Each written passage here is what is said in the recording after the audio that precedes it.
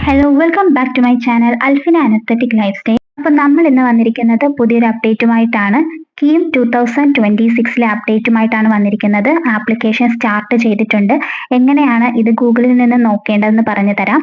കീം 2025 എന്ന് സെർച്ച് ചെയ്ത് കഴിഞ്ഞാൽ തന്നെ ഫസ്റ്റ് കാണുന്ന ലിങ്കിൽ ക്ലിക്ക് ചെയ്താൽ ഇതുപോലൊരു സ്ക്രീൻ ആയിരിക്കും നിങ്ങൾക്ക് ഓപ്പൺ ആയി വരുന്നുണ്ടാവുക. എഞ്ചിനീയറിംഗ്, ബി.ഫാം, അതുപോലെ തന്നെ മറ്റ് architecture, medical, allied science courses ഒക്കെ എടുക്കാൻ താല്പര്യമുള്ള കുട്ടികൾ എല്ലാവരും തന്നെ ഈ ഒരു കീം 2026 രജിസ്റ്റർ ചെയ്യണം. ഇതിൽ കീം എഴുതേണ്ടത് എഞ്ചിനീയറിംഗും ഫാർമസിക്കും താല്പര്യമുള്ള കുട്ടികൾ മാത്രം ഈ ഒരു എക്സാം എഴുതിയാൽ മതിയാകും. പക്ഷേ മെഡിക്കൽ ആൻഡ് എലൈഡ് സയൻസിൽ പഠിക്കാൻ താല്പര്യമുള്ള കുട്ടികളും അതുപോലെ തന്നെ ആർക്കിടെക്ചർ കോഴ്സിന് താല്പര്യമുള്ള കുട്ടികളൊക്കെ തന്നെയും കീം രജിസ്ട്രേഷൻ ചെയ്യണം എന്നുള്ളത് കമ്പൽസറി ആയിട്ടുള്ള കാര്യമാണ് ഈ വർഷം.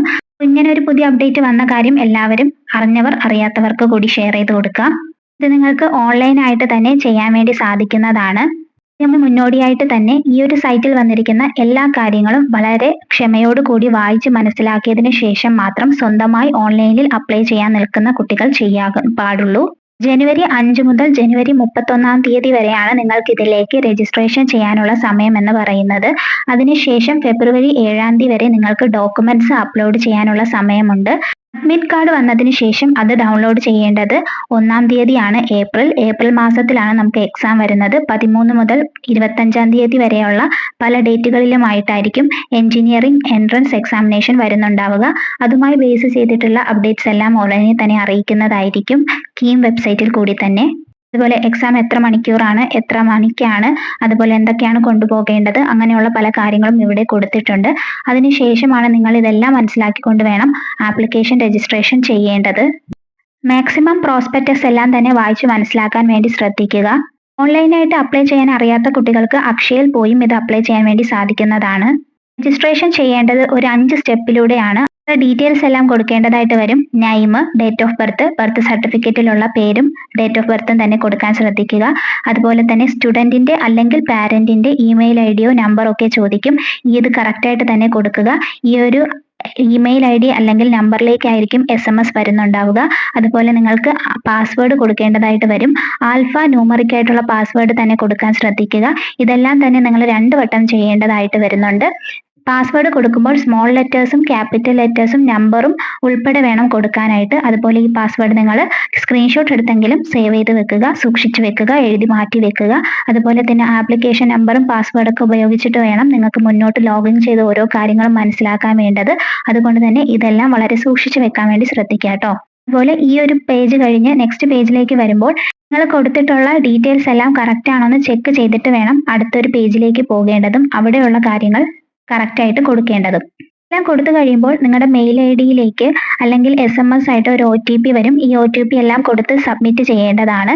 ആപ്ലിക്കേഷൻ നമ്പറും പാസ്വേഡും ഇമ്പോർട്ടൻ്റ് ആണ്. നെക്സ്റ്റ് നിങ്ങൾ ഇതെല്ലാം സബ്മിറ്റ് ചെയ്തതിന് ശേഷം ലോഗിൻ ചെയ്യാൻ. അതുകൊണ്ട് എല്ലാ കുട്ടികളും അത് സൂക്ഷിച്ചു വെക്കുക. അക്ഷയയിൽ നിന്നാണ് ചെയ്യുന്നത് എന്നുണ്ടെങ്കിലും അവർ പാസ്വേഡും ആപ്ലിക്കേഷൻ നമ്പറും തരുന്നുണ്ടായിരിക്കും. അതും സൂക്ഷിച്ചു വെക്കാൻ വേണ്ടി ശ്രദ്ധിക്കുക കേട്ടോ. അതുപോലെ നേറ്റിവിറ്റി തെളിയിക്കുന്ന സർട്ടിഫിക്കറ്റിനായിട്ട് നിങ്ങൾക്ക് SSLC സർട്ടിഫിക്കറ്റ് അല്ലെങ്കിൽ ബർത്ത് സർട്ടിഫിക്കറ്റ് ഒക്കെ യൂസ് ചെയ്യാൻ സാധിക്കുന്നതാണ്.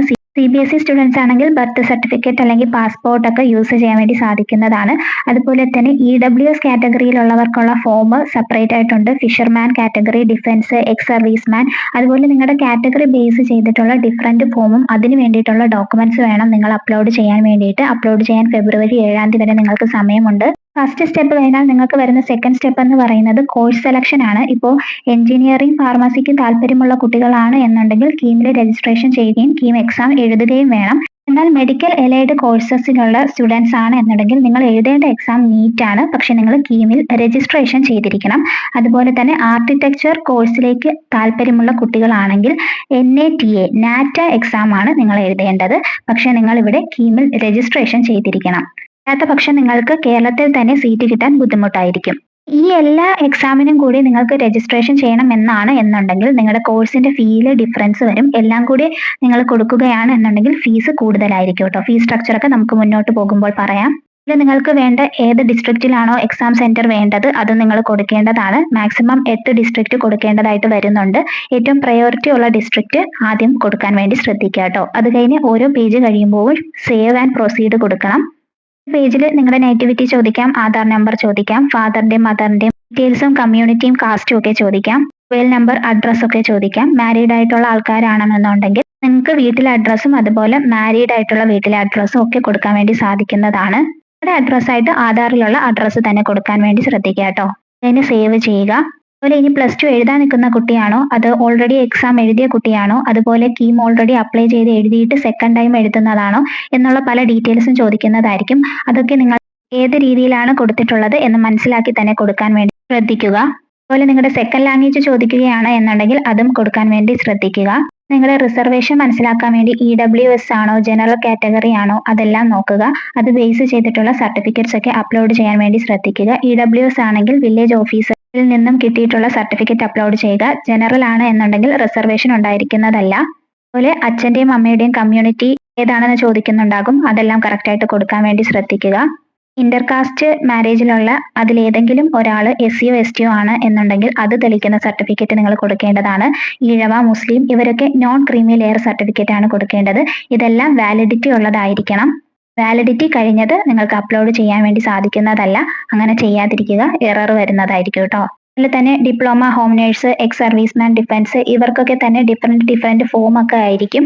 അതെല്ലാം തന്നെ അനക്സ്റ്ററിൽ കൊടുത്തിട്ടുണ്ട്. അത് മനസ്സിലാക്കി ഏതിലാണോ നിങ്ങൾ വരുന്നത് ആ രീതിയിലുള്ള സർട്ടിഫിക്കറ്റ്സ് അപ്ലോഡ് ചെയ്യാൻ വേണ്ടി ശ്രദ്ധിക്കുക കേട്ടോ.